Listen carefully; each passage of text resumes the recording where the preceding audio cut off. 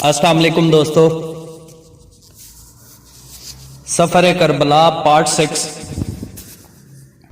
میرے حبیب حسین، گویا میں تمہیں دیکھ رہا ہوں کہ تم ان قریب خاک و خون میں غلطان ہوگے اور میری امت کے چند افراد کے ہمراہ زمین کربلا میں ظلم و جور سے ذبح کر دیے جاؤ گے، اور اس کے ساتھ ساتھ تم پیاسے بھی ہوگے مگر تمہیں پانی نہ پلایا جائے گا، اور قاتل اس کے باوجود میری شفاعت کے امیدوار ہوں گے۔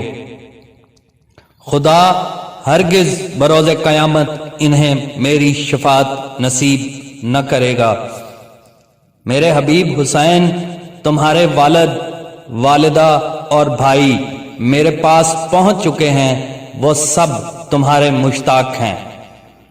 اس وقت اسی حالت خواب میں امام حسین علیہ السلام روئے اور اپنے جد امجد صلی اللہ علیہ وآلہ وسلم سے عرض کیا، اے جد نامدار صلی اللہ علیہ وآلہ وسلم، مجھے دنیا میں جانے کی کوئی خواہش نہیں، مجھے یہیں اپنے ہمراہ قبر میں جگہ دے دیجئے۔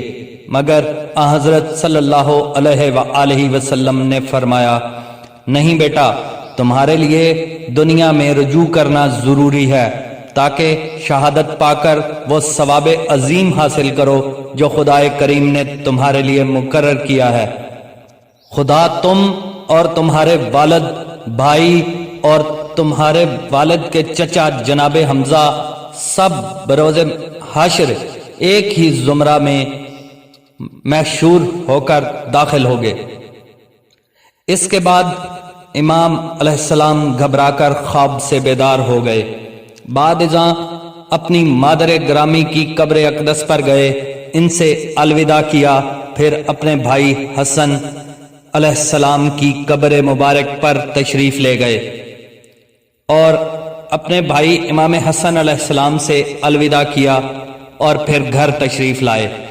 اہل خانہ کو اپنا خواب والا ماجرا سنایا۔ سب اہل خانہ دل کھول کر روئے، اور اس رات اہل بیت رسول صلی اللہ علیہ وآلہ وسلم سے زیادہ اور کوئی شخص محزون و مکروب نہ تھا۔